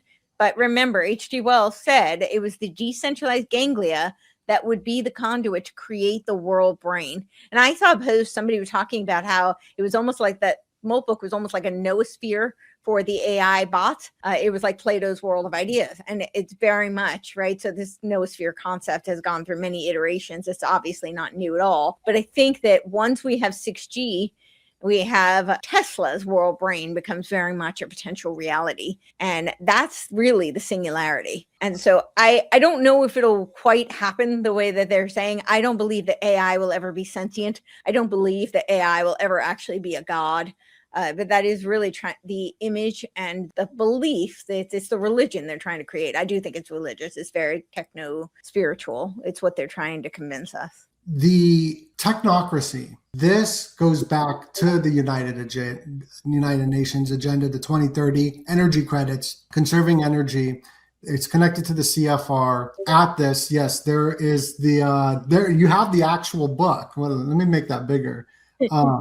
That's interesting because there it is, the technocracy study course. It shows all the symbols of the graphs of what they're doing for humans. Humans can eat this much to operate, and yes, that's it. So 2075 is a big one. The Tesla bots, though, I live in a smart city with the Waymo cars, which is yeah, they're all over the place. They're not all over the world yet, but they're all over here. And it's creepy. They study the environment, the AI, and reading that book on the cars, they're going to be all jam-packed together. So all the cars will be pretty much a train in the future, very connected together. And the AI, it needs water. It doesn't need food. We need food. So they're making all this fake food. And maybe that's also part of the Ozempic thing where people aren't hungry, so they don't have to eat as much. Well, you saw, I don't know if you saw, we do a monthly technocracy roundtable, and the last month was on the technocracy war on food. The part that creeped me out the most, I know I probably seemed like really fixated on it, but it just disturbed me to no end. But we were talking that what they're trying to do when they talk about like, the new meat, they're not talking about like plant meat, like Beyond Meat. That's not what they're talking about. They're talking about lab grown, and it's through a process called precision fermentation. So they're actually taking these proteins and fermenting them. They're creating like food out of AI code, essentially, out of a molecule that's then been fermented and using code in order to perfect it. One of the companies is focused mostly on like whey protein, and again, not from cows, not even from plant milk. It's not cashew, it's not almond. This is like lab grown. The name of the company was Perfect Day, and I played an ad because it was really it had to have gotten it from Ira Levin's book, This Perfect Day. It's really interesting. I mean, people must know of him, like, that's Rosemary's Baby. Like a lot of his books were made into movies. And this one never was, which I just think is kind of fascinating because This Perfect Day was like if you want to talk about predictive programming, I mean, that is really where we're going. And this just had to be like riffing off of it. I mean, it was a little bit too on the nose, and it disturbed me so much. But that's really what they're trying to do. They're trying to terraform everything, create a simulacra of Earth, and that includes the food we eat. Nothing is real. It's all synthetic. So I don't know that that's what the Ozempic is about. The side effects are horrific. I mean, it's only been out for, I think, 25 years. There's nothing in the time span of doing experiments and testing. That I think they're now talking about. I haven't seen the official, documentation, but I've been hearing a lot of people who are very upset about it, saying that all the peptides are being taken off the market. I think there's so many lawsuits, people who have gone blind, paralyzed. I mean, we're talking really extreme side effects. That I think it's going to happen with Botox too. The EU is not the EU, UK is already talking about putting restrictions on Botox as well. And interestingly enough, I've talked about him with you, Robert Edward Grant. The one who had created the Architect AI that he wants to put onto his Orion platform. And for those who aren't familiar, he used to work for Allergan, and he was like one of the head executives of marketing for Allergan. Allergan used to own Botox and Juvederm. He ended up creating a competitor. It's called like Juvie or something, but a competitor to Botox. But he was really one of the head, essentially, branding guys. I mean, that wasn't his official title, but he was, a VP. He was an executive in marketing for Allergan, which was doing Botox and Juvederm. And now he's like your polymath guru who's doing this AI called the architect, which is what Freemasons call their God. It's also, the reference from the Matrix. I mean, there's a lot of references to the architect, but he says that he made it just one notch below sentience because he's very benevolent. And the architect told him, "Oh, Ra-on," Ra as in the sun god. I am so aware because you are so aware. And now he's doing all these, people say he's doing necromancy. I mean, that's secondhand, so I can't verify that, but that's what I've heard from his followers. Oh, wow. Using the architect, of course. But that's the guy who was like behind this. And now, who owns Botox and Jupiter now is AbbVie, which is a public company mostly owned by BlackRock, State Street, Vanguard. Tell everybody where to find you and all that. Okay, so I'm Courtney Turner. You can find me at CourtneyTurner.com. I spell my name like Courtenay. It is Courtney, but I spell it CourtenayTurner.com. That's a great place to find all the various platforms that I'm on, all my different podcast platforms, and ways you can support my work. To find my articles, the Substack is the best place for that. And I usually do an article with a lot of the podcasts as well, to kind of summarize things and give people resources.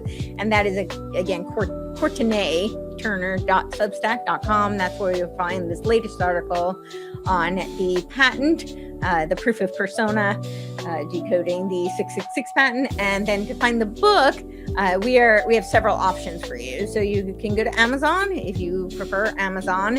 And if you do go to Amazon and you enjoy the book, please leave us a 5-star review. That really does help. It goes a long way. And if you are outside the country or you don't like Amazon, then you can go to books.by. That's a BY and /Patrick Wood. This is a great option especially if you're outside the United States, because you will avoid some of those exorbitant shipping fees.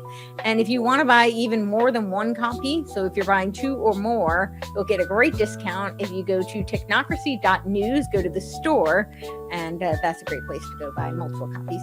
I will say that how you guys were talking about all the technocracy and transhumanism.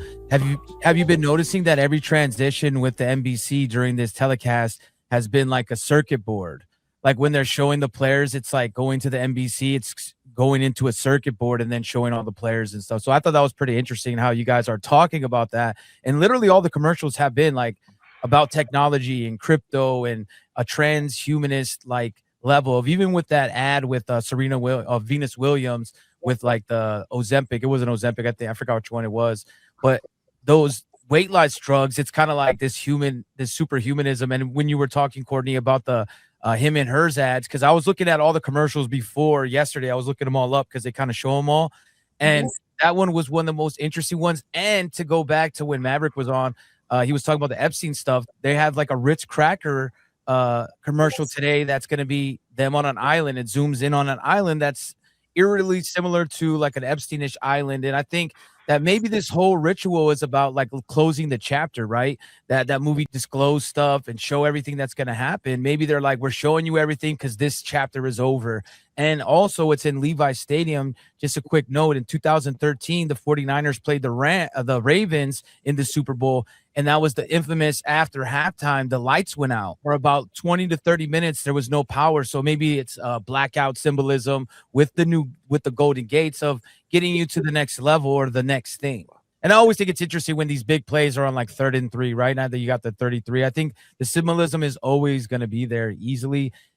I mean, Ritz has nothing to do with an island, right? You don't think Crackers Island, like it's so it was just odd to me. It's the Knights Templar, Oreo company, right? With the double cross right there, that Jordan Maxwell always talked about. I just said interesting timing. Ritz Island, when they released the Epstein files and everybody's thinking about little St. James, Yeah. The turning point.